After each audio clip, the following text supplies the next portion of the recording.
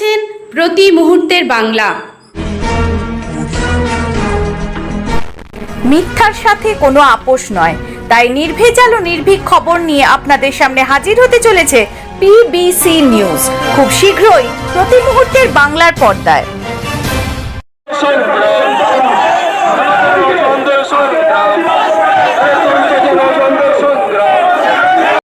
খবর পড়ছি মৌমিতা দত্ত।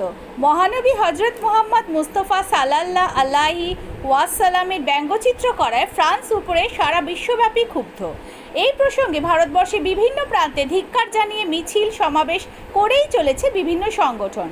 ঠিক বিভিন্ন জায়গার পাশাপাশি আজ মগরাহাট কলস বাজারে জমিয়ত উলামা হিন্দের নেতৃত্বে কয়েক হাজার মানুষের সমাগম করেছিলেন। নবীপ্রেমী ও দরদি মানুষের সমাগম হয়।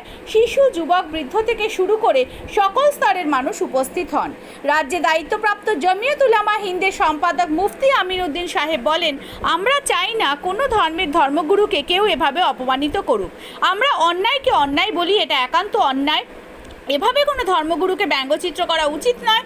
যিনি এ কাজ করেছেন তাকে উপযুক্ত সাজা দিতে হবে এবং ফ্রান্সের প্রেসিডেন্টকে ক্ষমা স্বীকার করতে হবে। না হলে আগামী দিনে ফ্রান্সের পণ্য বয়কট করব এবং বৃহত্তর আন্দোলনের পথে হাঁটবে এই জমিয়ত উলামা হিন্দ। বর্বরতা ফ্রান্সের বিরুদ্ধে আপনাদের এই বিষয়ে যে আন্দোলন করছেন, আগামী দিনে কি বার্তা দিতে চাইছেন মানুষের কাছে? আমরা বার্তা দিতে চাচ্ছি, শুধু আমাদের ধর্মগুরু নয়, পৃথিবীর কোনো ধর্মের ধর্মগুরুর বিরুদ্ধে এই রকম কুরুচিকর মন্তব্য এবং ব্যঙ্গচিত্র আমরা চাই না। এতে হলে কি হবে, প্রত্যেকটা জাতির মধ্যে একটা সাম্প্রদায়িক মনোভাব আসবে। আমরা চাচ্ছি বিশ্বের প্রতিটি মানুষ সম্প্রীতি, সৌহার্দ্য, ভালোবাসা বজায় রেখে তারা চলবে। এটাই আমাদের বার্তা। হজরত মোহাম্মদ সাল্লাল্লাহু আলাইহি ওয়াসাল্লামের বিরুদ্ধে যে ব্যঙ্গচিত্র তৈরি করা, এক নম্বর তো তার কোনো ছবিই নেই, অথচ কাল্পনিক ছবি তৈরি করে তার পাগড়ি বেঁধে দাড়ি রেখে আর মুখটা বিকৃত করে দিয়ে এই যে তার সঙ্গে অবমাননাকর ব্যবহার, এটা সারা পৃথিবীর 180 কোটি মুসলমান এটা বরদাস্ত করবে না, যারা নিজের জীবনের থেকে নবীকে ভালোবাসে। এই রকম একজন বিশ্ব নেতাকে নিয়ে যদি আজকের সিনেমিনি খেলা হয়, কালকে তিনি খেলবেন।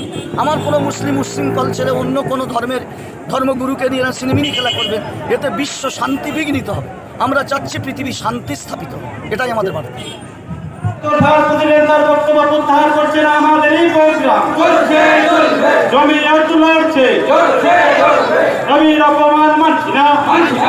মগরাহাট থেকে ওয়ারিশ লস্করের রিপোর্ট, PM বেঙ্গল।